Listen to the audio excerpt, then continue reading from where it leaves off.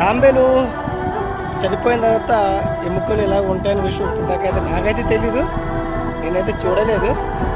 చూడండి అక్కడ తలకాయ 2 కాళ్ళకి సంబంధించిన మొత్తం యాజిటీస్ అలాగా దాని అస్థిపంజరం అయితే సేమ్ అలాగే ఉంది. అస్థిపంజరం అయితే ఓకేనా, చాలా స్ట్రాంగ్గా కూడా ఉంది. ఇది సరే ఎంత స్ట్రాంగ్ ఉందంటే చాలా స్ట్రాంగ్.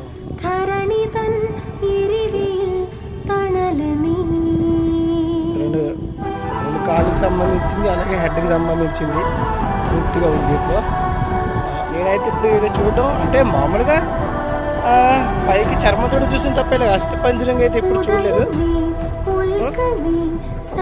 ఇలాంటివి చాలా ఉంటాయి గోదావరిలో, నాకు ఆల్రెడీ 2-3 కనిపించినాయి, కానీ ఇది ఎందుకో చెప్తా అనిపించింది.